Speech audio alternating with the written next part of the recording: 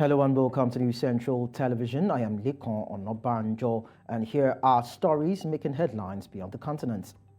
Northern Ireland on Tuesday moved a step closer to ending a near two-year political deadlock after the main pro-UK party finally endorsed a deal with London aimed at reopening the region's assembly. The Democratic Unionist Party walked out of the regional power-sharing government in February 2022 in protest at post-Brexit trade arrangements for Northern Ireland, which has the UK's only land border with the European Union. The Northern Ireland Assembly has been halted for over 2 years. However, DUP leader Jeffrey Donaldson said the deal with London, which was accepted in an internal vote at a meeting held behind closed doors in Lisburn near Belfast, provided a foundation for its restoration. We are very pleased to stand before you today on the cusp of the re-establishment of government here in the north, the establishment of the executive and a functioning assembly. As I say, it's been a long time coming, but we're very pleased that we are at this juncture. We're conscious that there is a huge amount of work to be done. First Minister in waiting. Well, obviously I'm very glad that we're at this juncture, and I do think it is a day of optimism and some hope out there for the wider public. Our public services are stretched to the limit. Our public sector workers have been forced out on to the picket lines. I want to be in position because I want to make a difference to people's lives. I want to stand up and fight back against this Tory austerity agenda that has hurt our public services so much over the last 13 plus years since I've been in power. So we have work to do. We have a lot of hard work ahead of us, a bit of a slog ahead of us. But Sir, it's massively significant. I mean, bear in mind, partition itself, the establishment of this state, was on the basis of creating an inbuilt and permanent unionist majority. And that day is gone. I mean, the electoral majority for unionism, as we know, has been gone for a number of electoral cycles. But I think the Sinn Féin First Minister, Michelle, coming to office as First Minister for all, really is the most striking evidence that that era is now gone. It is now consigned to the history, the pages of the history books. And more. In the meantime, the biggest pro-UK party in Northern Ireland, the DUP, has announced that it supports an agreement with the UK government that will end the party's protracted boycott of the province's devolved administration. While speaking at a press conference on Tuesday, the DUP leader Jeffrey Donaldson says the result was very clear after an internal vote at a closed-door meeting of his party. The DUP walked out of the regional government in February 2022 in protest against post-Brexit trade arrangements for Northern Ireland, the only region of the UK to have a land border with the European Union. That means removing the trade barrier and the trade. In respect of the vote, yes, my party took a decision tonight. There was a vote held and there was a decisive decision taken. That is all I'm going to say. The result was very clear. The party, the DUP, has been decisive in the steps it has taken tonight. And I have been mandated with a clear decision by my party, and that's why I'm standing before you this evening. I believe that the decisions taken this evening by my party, the decisive decision of the party executive, gives me the mandate that I need to move forward. And I am happy with the support that I have from right across the party, at every level of the party, and that we now have a basis to move forward as a party based on the proposals that we have, provided that the government deliver on their side. I believe that those proposals will bring forward measures that are good for Northern Ireland, will restore our place in the United Kingdom and its internal market, and provide a basis that unionists as well as nationalists can support. Let's now tell you that France's President Emmanuel Macron has arrived on a 2-day state visit to Sweden, which is on the cusp of becoming a NATO member following Russia's invasion of Ukraine. Macron left for Stockholm on Monday evening, just as angry French farmers began to set up blockades around Paris. The visit is largely dedicated to discussions on the future of European defense and support for Ukraine. During a joint statement with the King of Sweden, Carl XVI Gustaf, the French president says that his state visit would be an opportunity to confirm a new stage in the closer ties initiated since 2017 between the two countries. Bien trop longtemps qu'un président français n'était pas venu en visite d'État en Suède. 24 ans pour être exact. Ma visite est donc d'abord l'occasion de renouveler ces liens d'amitié, de partenariat dans l'Union européenne et à l'heure où la Suède va entrer dans l'OTAN, ces liens d'alliance. En 2017, à Göteborg, le Premier ministre suédois et moi-même. And away from that, tech billionaire Elon Musk says his Neuralink company has successfully implanted one of its wireless brain chips in a human. Elon Musk, Neuralink's billionaire founder, in a post on X, known as Twitter, on Monday said the first human received an implant from the brain chip startup and is recovering well. The U.S. Food and Drug Administration had given the company clearance last year to conduct its first trial to test its implants on humans. Spikes are activity by neurons, which the National Institute of Health describes as cells that use electrical and chemical signals to send information around the brain and to the body. The startup's prime study is a trial for its wireless brain-computer interface to evaluate the safety of the implants and surgical robots. And joining us now to give us more insight is our international correspondent, Afia Hagen. Afia, can you tell us a little bit more about what Neuralink claims are as regards these brain chips and what it hopes to achieve? Science fiction movie, but it is entirely true that Neuralink have managed to place 64 tiny wires. Basically, they are flexible threads that are thinner than a human hair. And what they've done is they have implanted this in a person's brain. And those wires are connected to an app essentially. And that app anticipates what a person wants to do, whether they want to raise an arm, whether they want to raise a leg. It anticipates that through these wires that are implanted into the brain, into this app, and interprets that into movement. So the point of this is to help people with neurological conditions, such as perhaps motor neuron disease or Parkinson's, so that they can move using only their thoughts. Like I said, sounds like something out of a science fiction movie, but it has happened in this particular patient, and that they are saying that they are having, that they have good signals from the brain, so that indicates that actually what is happening is working. So it's powered by a battery that's charged wirelessly, and it's about recording and transmitting these brain signals to the app, and that senses how a person intends to move. So is Neuralink the first company to achieve this? Well, no, actually, they're not. This tech has been around for a while, for 20 years.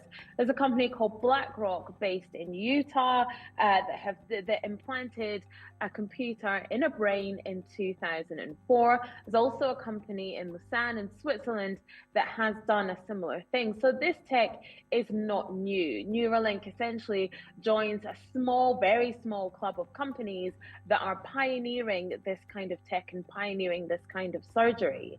But Neuralink are new in the fact that they are doing it this year. But yes, this technology has been around for about 20 years, and other companies claim to have, for instance, BlackRock claims to have been able to make a paralyzed man walk by doing this kind of surgery, and by him sharing how he wants to intend to walk with these transmitters that are implanted into his brain. Now, we also know that Neuralink has received some criticism in the past for this kind of testing.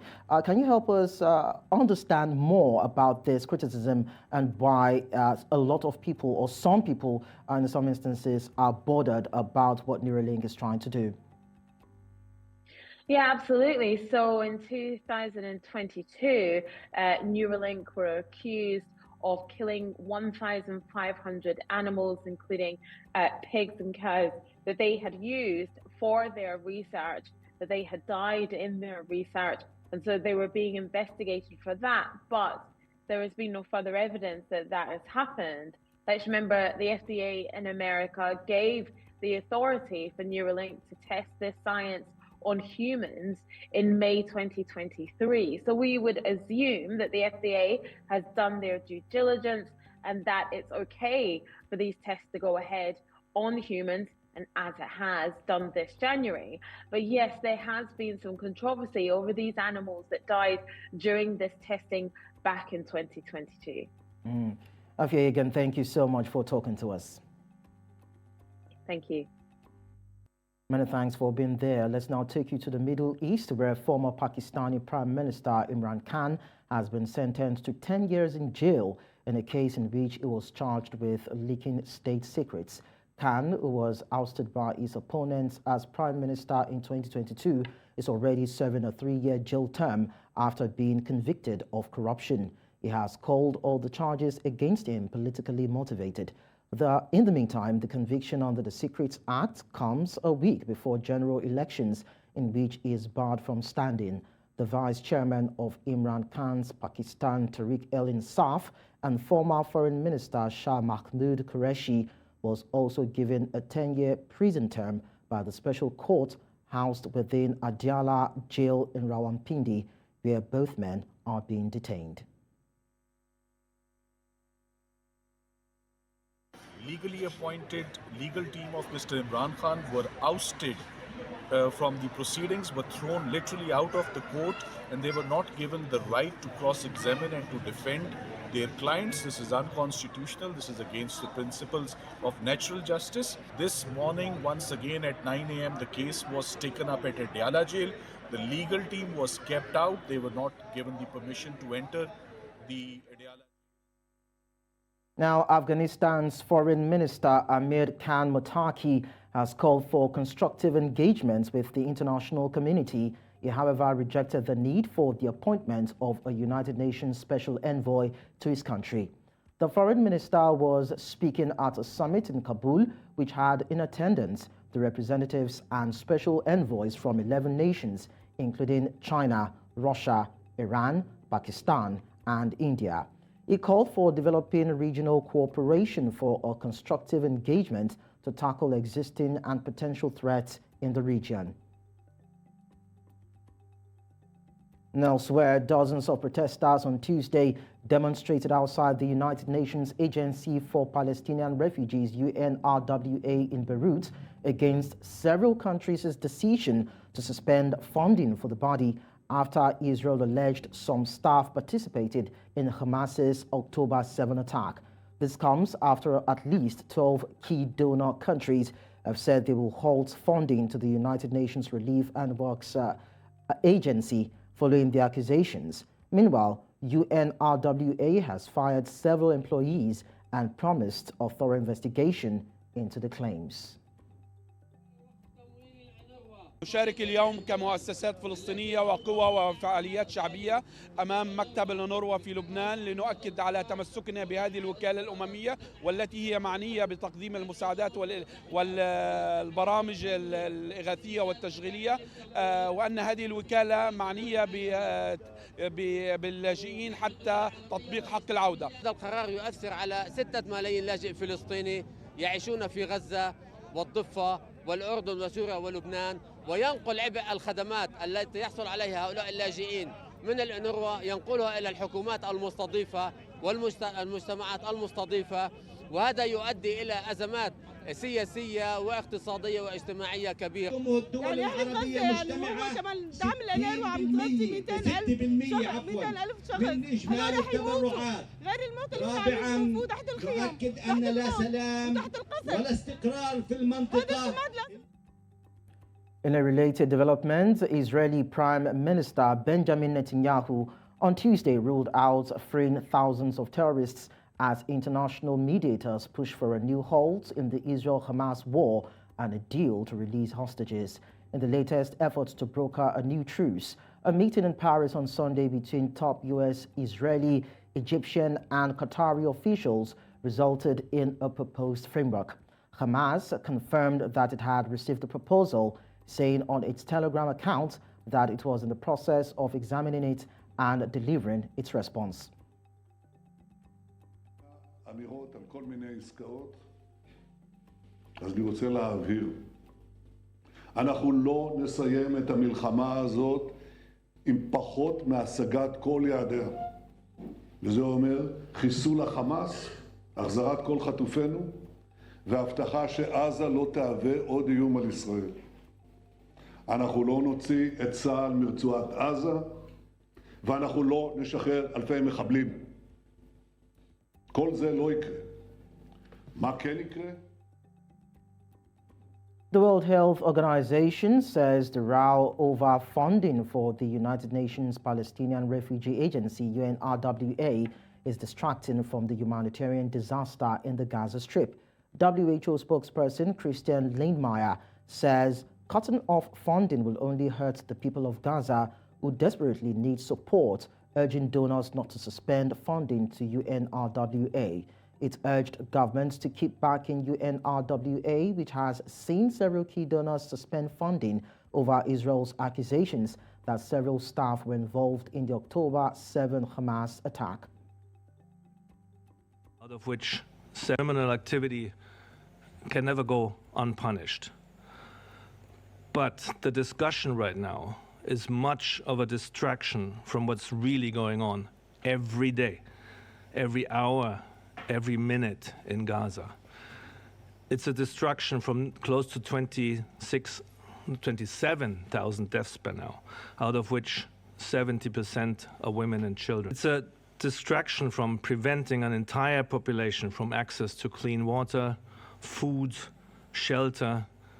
It's a distraction from preventing electricity to come into Gaza for more than 100 days. We appeal to donors not to suspend their funding to UNRWA at this critical moment.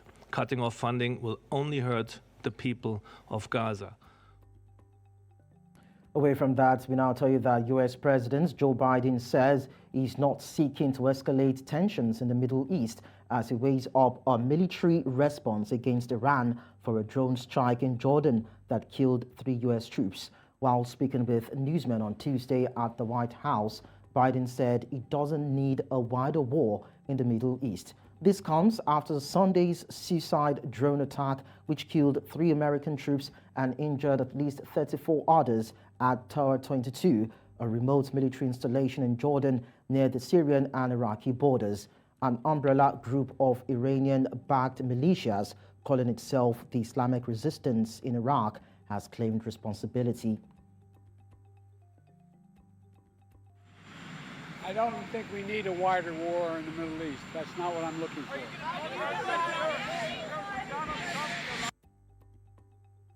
China has warned against a cycle of retaliation in the Middle East after the United States vowed to respond to a drone attack on a base in Jordan that killed 3 American troops.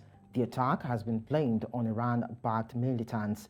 The casualties, the first U.S. military deaths in an attack in the region since the Israel-Hamas war, began to raise fears of an escalating conflict as fighting rages in Gaza. Foreign Ministry spokesperson Wang Weibing said it had noted reports of casualties caused by the attack on a U.S. military base. 美军基地遇袭造成人员伤亡的报道，也注意到伊朗表示和袭击事件无关。当前中东地区局势高度复杂敏感，希望有关各方保持冷静克制，加强对话沟通，避免陷入报复再报复的恶性循环，防止地区紧张局势进一步升级。 To South America now, where authorities in Colombia seized 130 poisonous frogs being trafficked through the Bogota airport on Monday and arrested the Brazilian woman carrying them. The woman was transporting the colorful harlequin poison frogs inside film containers while traveling to Sao Paulo with a stopover in Panama. According to Bogota Environmental Secretary Adriana Soto, in a video shared with journalists, she claimed that a local community had given them as a gift. Harlequin frogs are venomous, measure less than 5 centimeters, that's about 2 inches, and live in damp forests along the Pacific coast between Ecuador and Colombia, as well as in other countries in Central and South America. Secretaría de Ambiente, en conjunto con la Policía Aeroportuaria, confiscó 130 ranas dardo de una ciudadana brasileña que iba camino a Sao Paulo vía Panamá. Estas ranas dardo provenían de Nariño y la ciudadana adujo que se las había regalado a una comunidad local. La Secretaría de Ambiente está procediendo a aplicar el sancionatorio a esta ciudadana brasileña y, por otro lado, las 130 ranas confiscadas que venían en unos frascos de rollos fotográficos se encontraban, digamos, en un estado precario de salud. Estas ranas están siendo evaluadas para determinar su estado de salud por el Centro de Fauna de la Secretaría de Ambiente. Finally, in Asia, China and the United States have resumed talks on curbing the production of ingredients to make fentanyl as the two powers seek to rebuild freight channels of communication on hot-button issues. Officials say the synthetic opioid, many times more powerful than heroin, has caused an epidemic of addiction in the United States, responsible for 100,000 overdose deaths a year. At a summit in November, Presidents Xi Jinping and Joe Biden agreed to do more to cooperate on tackling companies that manufacture the precursor chemicals to make fentanyl and on cutting financing for the trade. I've come from Washington with a very high-level delegation that represents the United States whole-of-government approach to tackling the global challenge posed by illicit narcotics. 双方的合作再一次证明，中美关系合则两利。 That's all at this hour. Do follow us on social media. We are at New Central TV. You can watch New Central live on DSTV channel 422, Star Times channel 274, Avo TV and YouTube. Many thanks for watching. I am Lekon Onobanjo.